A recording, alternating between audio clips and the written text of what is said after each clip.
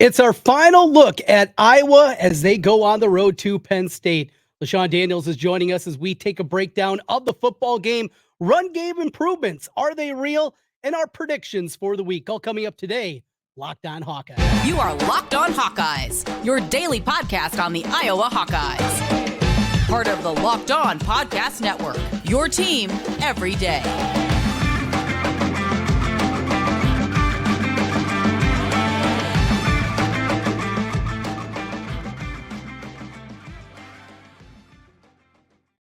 Hey, welcome in. He's LeShun Daniels. I'm Trent Condon, and this is the Locked on Hawkeyes podcast. Thanks for making Locked on Hawkeyes your first listen every day. We're available wherever you get podcasts. You can also see us and watch us on YouTube. While you're there, make sure you hit that subscribe button. Helps us get in front of more Hawkeye fans. Today's episode is brought to you by LinkedIn. These days, every new potential hire can feel like a high-stakes wager for your small business. That's why LinkedIn Jobs helps you find the right people for your team faster and for free. Post your job for free at linkedin.com/lockedoncollege. Terms and conditions apply. LeShun, what's happening, my man? A good run game performance out of the team last week, and now a monster matchup coming up tomorrow night against Penn State. Fun week. Yeah, no doubt. Great to be back on here. And yeah, it was good to see some improvement from the Hawks in the run game last weekend. So hopefully they can carry that momentum into this week because they're definitely going to need it. There's no doubt. So we saw the running game get going. It was, early on, Jase Patterson a little bit. He gets banged up, playing without Caleb Johnson. So it was a whole lot of Leshon Williams, and certainly had one of his most productive games in a Hawkeye uniform. Not just what he did in the run game, but also what he did taking the screen pass and basically untouched his way 25 yards into the end zone.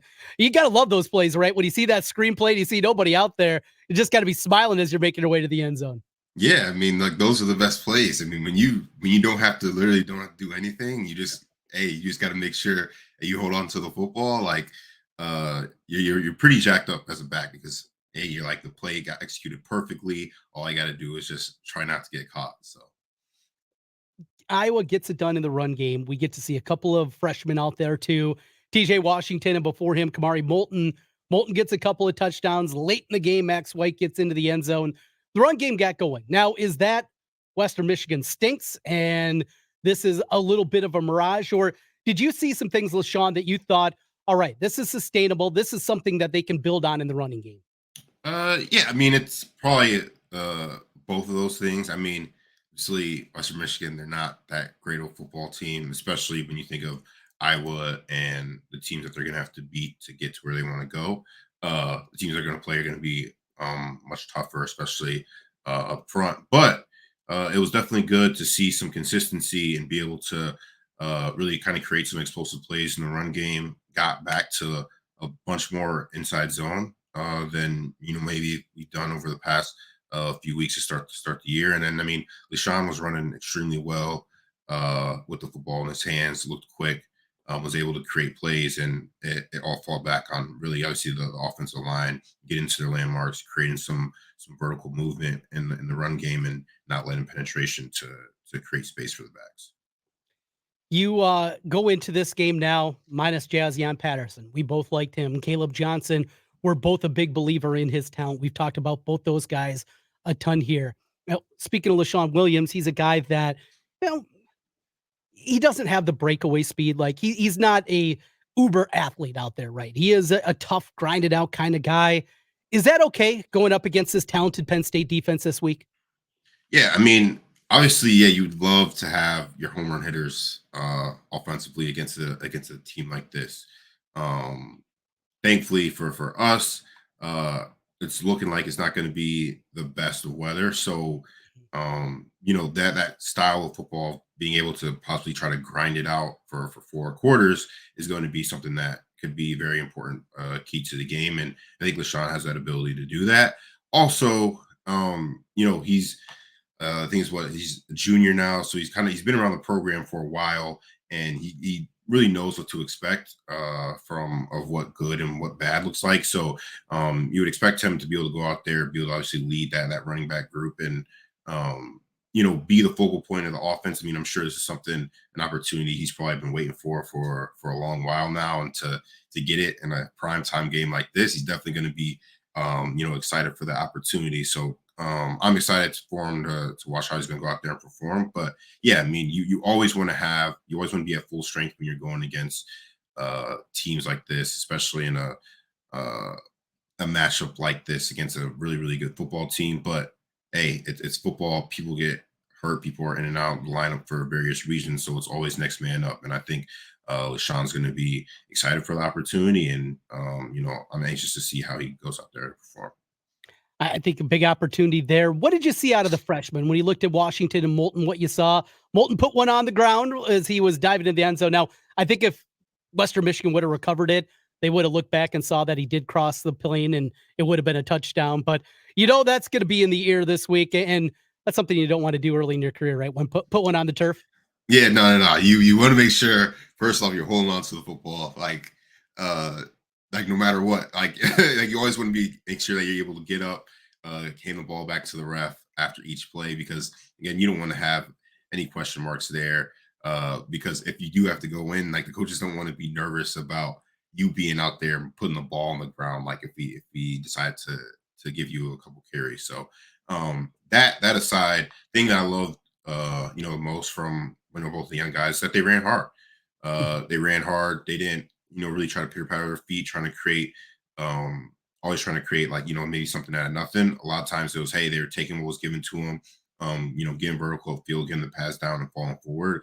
And those are things that you want to see, because those things can be difficult especially as a young player, because again, you have limited reps. So you want to go out there and you want to try to, make that amazing play every single time you touch the football. But, especially at this level, it's frankly just not going to happen. I mean, even, your superstars can't do that, every play. So, that you just got to take what the defense is giving you. And, that was something that I saw from both the young guys last week. And so that should, obviously put them in a great opportunity this upcoming week. So when they do have their opportunities out there, that they're going to be able to go out there and perform on the run game piece of it, because I wouldn't expect them to be in there too much with the on third down packages and things like that. I would expect Leshon to take care of that, as he's been doing. So it was encouraging though to see those young running backs get out there and run hard and even find their way into the end zone. No doubt about it. And definitely impressive from both of those guys to go out there. And Kamari looks like he's about 12. I mean, I saw him in the video after the game. And, we forget sometimes, though, these are still 18-year-old dudes that are popping out there. And not all of them look like they're, chiseled 23-year-old guys out there. That was certainly the case with him. Young looking face, but a hard runner and like that. Another huge component, though, if they're going to get the trust coming up this week. And, if Williams needs a blow, it's going to be very simple. Can you pass protect, right? When you're in there. I mean, I just can't imagine. It feels like that has to be one of the most difficult steps of not only having a guy come in full flight at you and trying to pick up the block physicality, but also the mental side of understanding, because the blocking scheme, picking things up, whole lot different than anything these guys had to do at the high school level.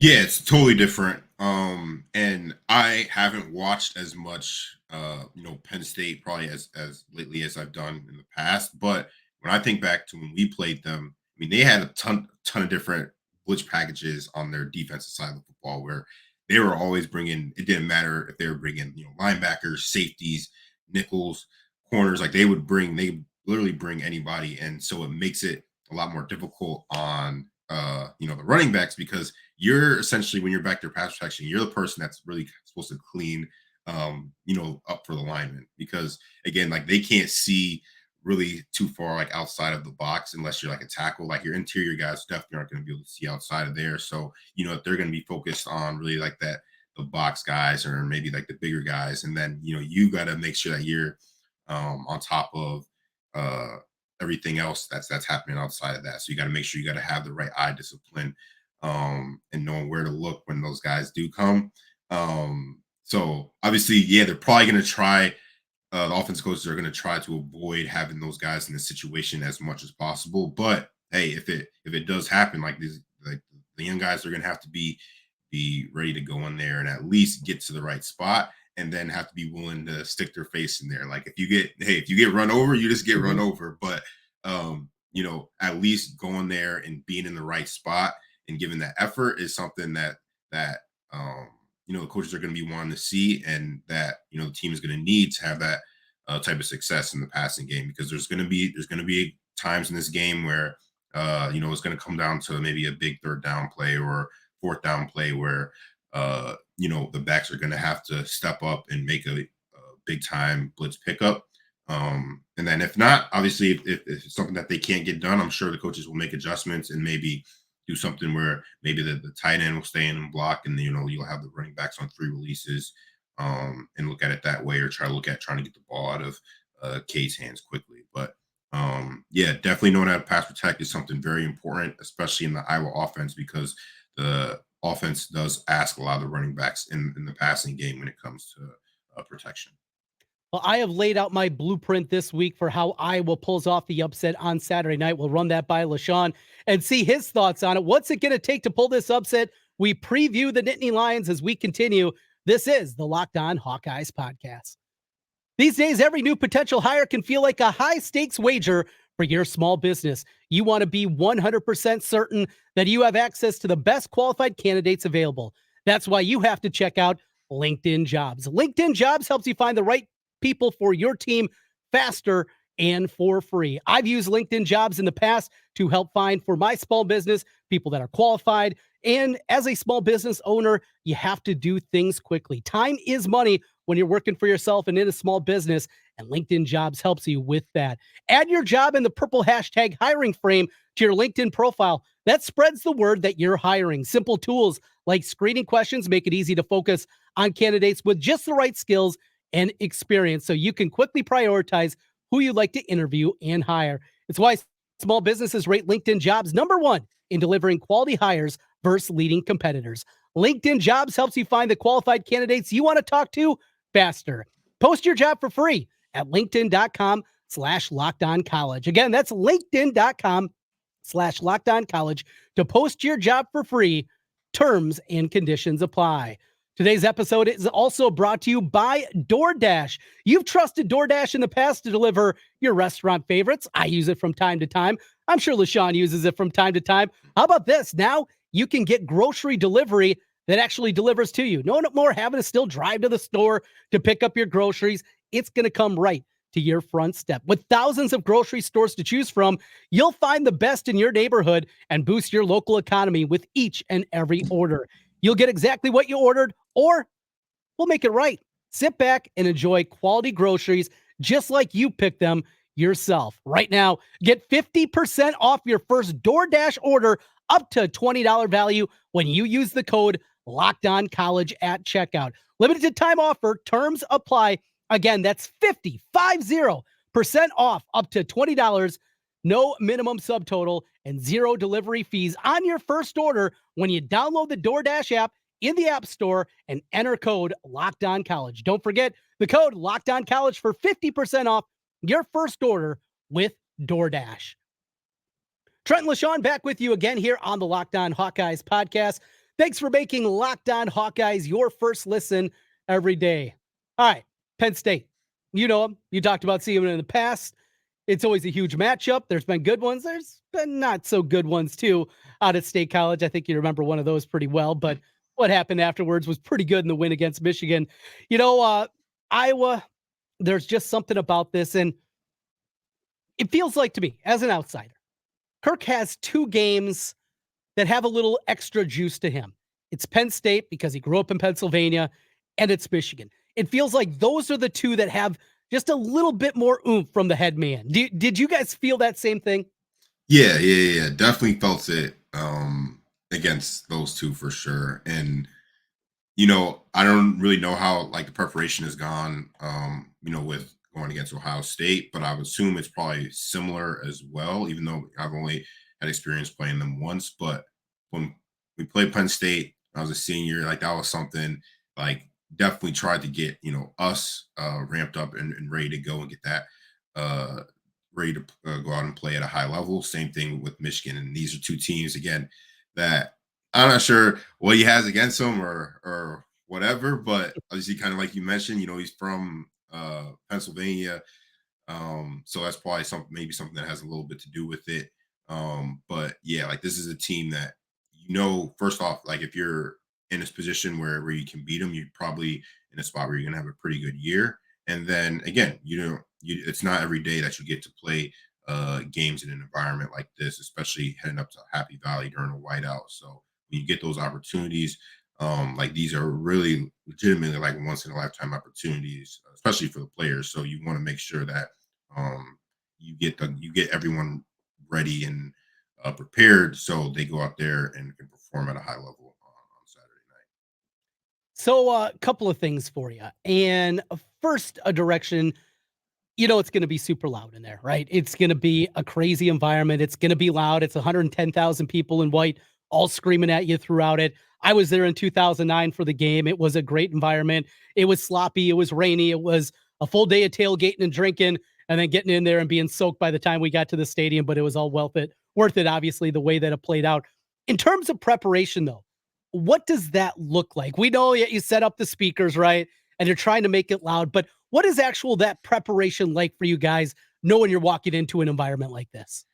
Yeah, I mean, definitely making sure that you're communicating extremely well, really as an offense, like, right? Because I mean, yeah, like the speakers and everything and having that going does add, additional communication barriers and things of that nature. But like our regular weekly preparation and how we go about like practices and how we go about film is very similar as what we do it every single week.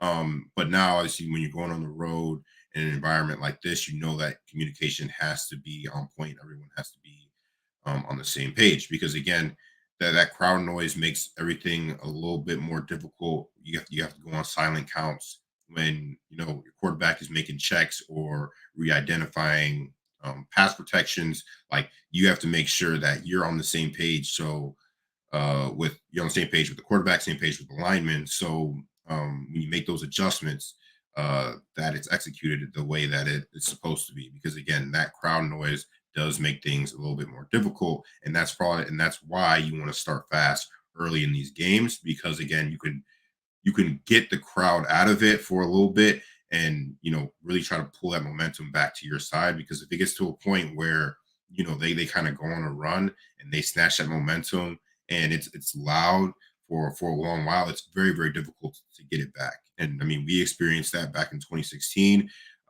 where they started off extremely fast and really it felt like no matter what we did, we couldn't catch back up. So making sure that that your communication is on point, everyone's on the same page offensively, so you can go out there and you can start fast and you can make plays to get the crowd at least semi out of it. They're never going to be completely out of it, especially in a whiteout, but you want to kind of get them semi out of it, so you can kind of keep the momentum on your side of the football. This matchup, Penn State, LeShun, when we talked a few times this summer, I think how high I was on this Penn State team coming into the year.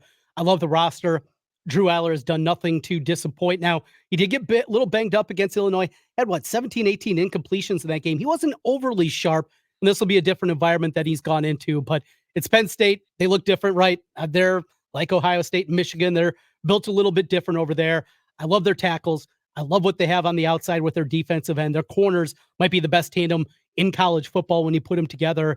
They got dudes all over the field. So what's it going to take? What are a few keys that you look at outside of, the standards, right? Don't turn the football over, those kind of things. What is Iowa? What do they have to do to win this football game? Yeah, I think, well, first off, defensively, they're going to have to stop the run. I mean, they've got two phenomenal running backs that can, make magic happen with the football in their hands. So you want to contain those guys as much as possible and kind of force Drew Aller to really, pick apart your defense to go ahead and win the football game, right? Because again, that he's a young quarterback.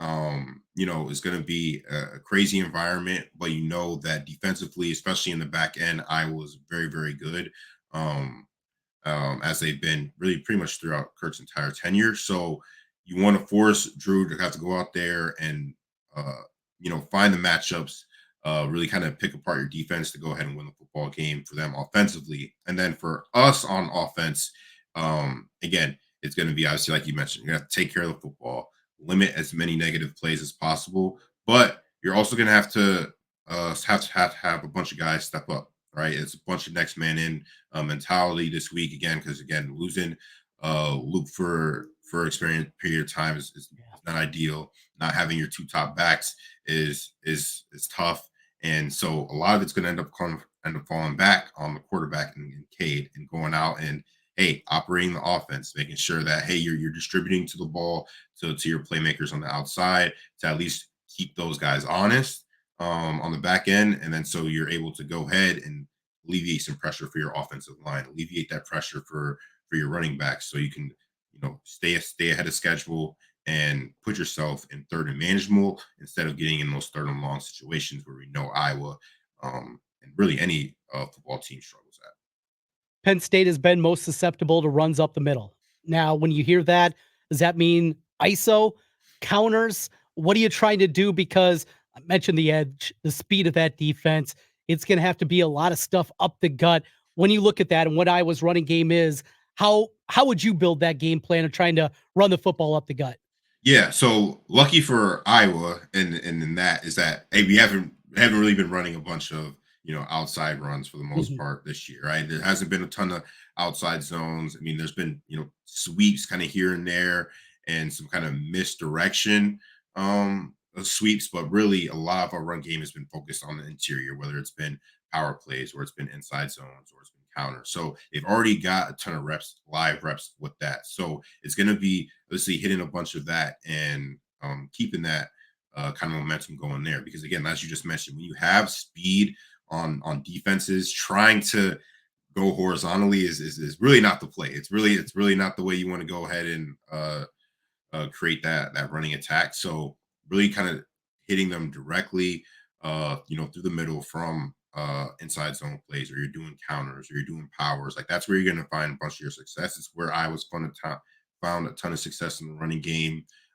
this year so far, and I wouldn't expect that to change this week. So they're definitely going to try to continue with some of that. If I was calling the plays, it would definitely be a heavy dose of those when it came to the run game, and then obviously being able to take advantage of that with the play action game, because again, they're especially in the type of weather that you're expecting, and you kind of know all Iowa's offense from years past, and really as they've kind of developed over the past few years, that the play action opportunities are going to have to be a big part of the game plan as well, because again, they're going to expect the runs up the middle. Again, it's what we've been doing. They know that we don't really attack the ball as much downfield, so trying to kind of bridge that gap and try to keep the defense on the toes is going to be very important. So, few things that I have this week. Obviously, special teams, defense, a score there, I think is almost paramount. You look at when I was one in State College, it's been something like that. It's been a special teams play, a defensive score, likely probably going to need something like that at minimum. Get a short field, get the ball inside the 20 going back the other way. Speaking of that, when they get to the red zone, they're probably not going to be a ton of opportunities, but when you get there, you have to get touchdowns. Their defense is actually ranked in the hundreds in red zone defense. Now, there hasn't been many opportunities against that Penn State D, but when you get there, it can't be about getting 3. It has to be about getting 7. And then just not winning special teams, but dominating special teams. All those hidden yardage from the punts to the returns, Iowa has to dominate. That's another area that Penn State has not been strong. If Iowa can do that, maybe, just maybe, we got a shot in that middle of that fourth quarter. And then we know the fair specials, right? When they happen, they're pretty fun to watch. Yeah, no doubt. Definitely make it sticky. You keep it close. You make it sticky. You keep it close going into that fourth quarter. Obviously, all bets are off at that point. Like anything can happen. So that's a position that coach is going to try to get them in. And as you mentioned, if they can play strong on defense, you play strong on special teams. That's a lot of times that ends up being the key. That big play. I mean, it's happened basically every single year they beat a team like this. Like it's something like that has been a key to the game. So, all right, LeShun, when we come back, we are going to make our picks, including Iowa Penn State this week. You're dominating the competition. That means I'm going to be buying when we're in Chicago for the game in Wrigley. It's looking like right now. We'll see if I can bounce back. We'll see if LeShun can stay hot. We'll do that. Presented by FanDuel as we continue This is the Locked On Hawkeyes podcast. Snap into action this NFL season with FanDuel, America's #1 sportsbook. Right now, new customers get $200 in bonus bets guaranteed when you place a $5 bet. That's $200 in bonus bets, win or lose. If you've been thinking about joining FanDuel, there's no better time to get in on the action. The app, it's super easy to use, and the wide variety of things that they can do. Maybe you like to play futures. Maybe you're looking to make a bet on the Hawkeyes to win the Big Ten title. You can get them at better than 10-1. Maybe it's just about Iowa this week, both on the money line, the over-under, and of course the point spread. Player props and so much more. Visit FanDuel.com/lockedon and kick off the NFL season. FanDuel, official partner of the NFL, here today. All right, LeShun, let's get into it and make our picks presented by FanDuel. We will get to Iowa, Penn State, but we begin today with this. Our picks after taking a look at the numbers. Let me find it here. Let's see. Last week, you had 1, 2, 3. You went 3-2. So you get the first pick here in game number 1. Your dad's alma mater, your home state team, the Buckeyes, travel to Notre Dame. Ohio State favored by 3.5. Yeah, I think this is going to be a phenomenal game. Super excited for it. I think Notre Dame has a really strong team this year. I think they're probably a little bit better, a lot better than they were last year. And I think they're gonna play the Bucs extremely tight. And honestly, I think that they have potential to honestly get this victory and cover. So I'm gonna go with Notre Dame on this one, just because again, I'm still kind of questionable about Ohio State and them offensively. Obviously, they've been phenomenal on defense, which is something I feel like they haven't been that great on defense in really a few years now, and they've been really good. But I feel like Notre Dame has a really strong offense. They're solid on defense, and I still kind of have some question marks around Ohio State and their offense. So I'm going to take Notre Dame on this. Going with Notre Dame. I'm with you in the concern, especially at that tackle position for Ohio State. So when this point spread came out on Sunday, right away, I really like the points. I like Notre Dame, and I was going to be with you. But the more that I got into my numbers this week, the more research I did, I just believe in Jim Knowles so much, their defensive coordinator. Year number 2, you saw when he was at Oklahoma State, the huge jump they made in his second year of the system. You look at his pass stops. That's what happens in the second year of the system. They make a big leap. For the first time, maybe ever, Notre Dame has a better quarterback than Ohio State when these two teams face off. But I go back to defense, and I think this is going to be an ugly, more grinded out kind of game, 21-17, 24-20, something in that range. I'm going to lay it with the Buckeyes here and think that the Knowles defense is the difference in this one. Pick number 2, it's an early game, 11 a.m. Central Time on ABC. Clemson against Florida State. The game's in South Carolina. Florida State, the 2-point favorite. Yeah, so honestly, I'm going to go with Florida State on this one. I'm going to go with Florida State on this one. I mean, Clemson, I feel like their kind of dynasty reign is really fell off really over the past few years. Honestly, ever since they lost that national championship against Alabama, I feel like they just haven't been as strong as a team as that they would probably expect, and it's really kind of obviously carried over the past few years. Quarterback play has not been probably as what they would expect up to this point in time in the year. And Florida State has been playing pretty well. Obviously, they squeaked out a close one against BC last week. So obviously they're going on the road again. I don't think they're going to let that sneak up on them again, and I feel like they're going to come out strong and really cover and pull away on this one. So, LeShun, I've been gambling for a very, very long time, longer than probably should be. But here I am. Every single metric that you look at points to Florida State. Your eyeball test points to Florida State. Yet here's Clemson still 1.5, 2-point dog. It's a tight number. Something stinks here. I think this is the stinky line of the week. I'm going to grab the 2 with Clemson and take the Tigers here. This is hold your nose and go with it. I've seen this spot too many times in the past. I get some public betting numbers that are out there. 65, 60, 70% of the bets are coming in, yet the point spread's not moving. It just smells. And because of that stinkiness, I'm going to take Clemson with that one. Dion, they survived last week. Colorado moves to 3-0. Now it is a big step up in competition and on the road for Oregon. I have been slow to get on the Deion train. I did not believe in week 1. I didn't believe in week 2 against Nebraska. Week 3, well, finally I got one right, at least against the spread, and a really fun football game. Here, it's a huge number. Colorado's offensive line's terrible. Colorado's defense is terrible. Oregon is doing whatever they want, but more than anything, I'm just a believer in Deion. Now, this thing might end up being 63-51. I mean, could be first to 60 wins the football game. I think you're going to see a ton of points, but ultimately, with 22 points involved in a shootout, grab the points. I'm going to do that. Give me Colorado in the 22. Yeah, I'm like right aligned there with you on that one with Colorado, just because again the line is so big. But the fact that Colorado is going to be missing Travis Hunter, phenomenal football player, is definitely going to be, hurtful for the team. But again, like you kind of just mentioned, like Colorado's offense has been phenomenal. Shedeur Sanders has been phenomenal the entire season, and obviously I'm would anticipate that that's going to continue. And 21 points just feels too big of a line, especially with the way that Colorado can score. For me to go ahead and take Oregon. I think Oregon's going to go ahead and win this football game, but I definitely believe that Colorado is going to cover it. And it's going to be a phenomenal offensive football game. So if you like offense, definitely going to want to tune into this one. All right, let's go to Alabama. The Crimson Tide struggled last week against South Florida. Oof, that is a woof moment there. They're going back to Milroe at the quarterback position.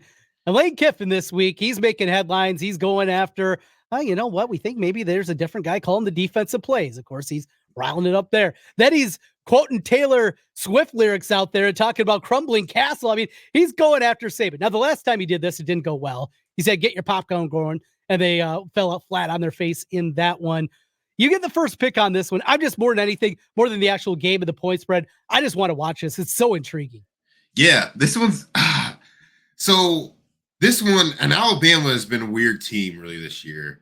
Obviously, like kind of offensively, they're still missing the quarterback. It feels like they still haven't really decided on it. And really, after watching their quarterbacks last week, it was like, okay, they have no choice but to go back to Milroe for starters there.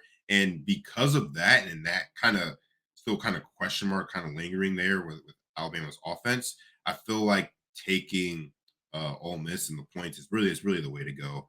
Obviously they've had consistent identity, and they've always played Alabama extremely well.